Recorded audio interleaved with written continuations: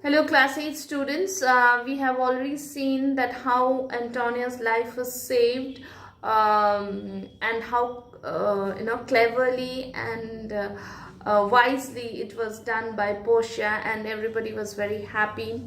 Not only that, Shylock was completely defeated in his intention. Moreover, his all his property had gone to the state, as he had conspired to kill an innocent man. And his life was also in danger, but then the Duke pardoned him. When Shylock means and the Duke said that half of his wealth went to the state and half to Antonio's, but Antonio promised to return it on condition that Shylock would sign the bond that on his death his property his property went to his daughter, whom he had disinherited, as she had married a Christian named Lorenzo, much against his wishes. "Get thee gone then," said the Duke, "and sign it, and if you repent your cruelty and turn Christian, the state will forgive you the fine of the other half of your riches."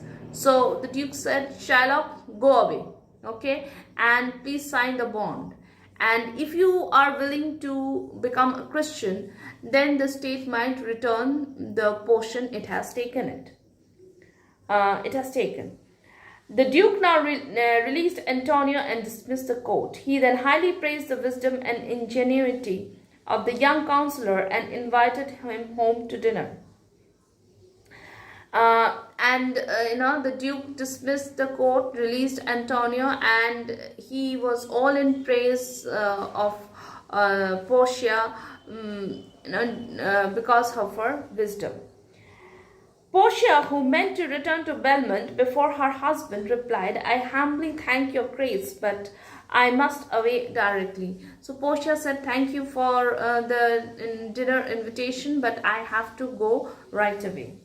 The Duke said he was sorry he had not the leisure to stay and dine with them, and turning to Antonio, he added, "Reward this gentleman, for in my mind you are much indebted to him." So the Duke said that, "Okay, I cannot stay back for the dinner," but he told Antonio, give him a good reward, because it is for him that you have been saved today.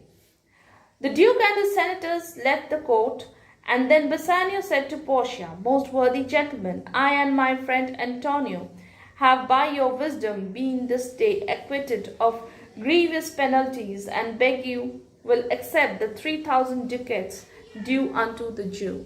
So Bassanio and Antonio both thanked Portia a lot and said that we are so much indebted to you that we would want that if you accept the 3,000 ducats which we were supposed to give to the repay Shylock.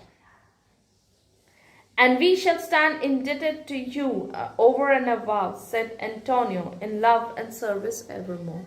So once again, they were very much in praise of her, that we will be very grateful and very indebted to you, throughout our life, throughout my life, as you have saved my life today.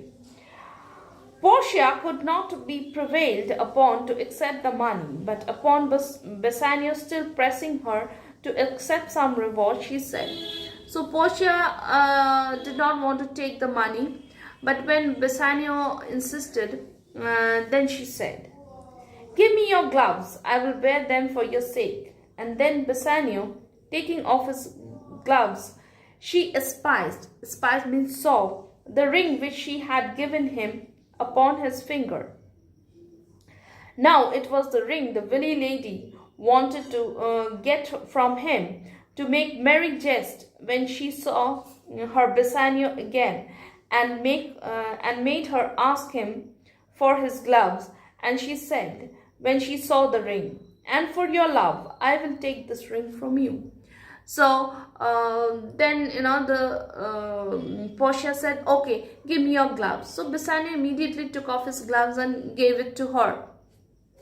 And then when she saw the ring, then she thought of a plan that when next time she would see Bassanio, and the ring would not be on his finger, then she would make up a just mock quarrel, and that would be a lot of fun. So she thought that way, and then she said that, okay, if you want to give me something, give me that ring. Bassanio was sadly distressed that the counselor should ask him for the only thing he could not part with, and he replied in great confusion that he could not give him that ring, because it was his wife's gift and he had vowed never to part with it, but that he would give him the most valuable ring in Venice and find it out by proclamation.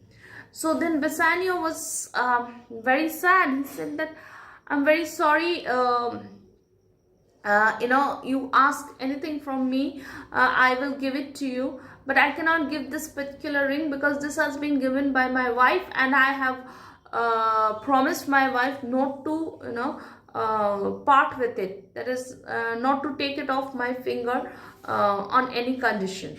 So I cannot give it to you, but I will give you the best ring in Venice, and I will make a proclamation, means I will send a word and you will get the best ring in Venice. On this, Portia affected to be affronted. So she pretended to be very angry and left the court, saying, you teach me, sir, how a beggar should be answered. So she said that, do you think that I am a beggar, that I want the best ring in the Venice?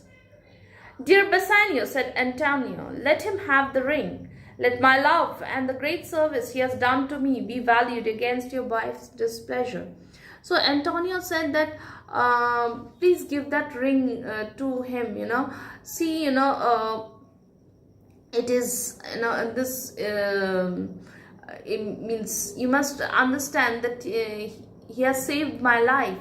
So please give that ring, and I know your wife would be very angry with you, but I think you can tolerate that.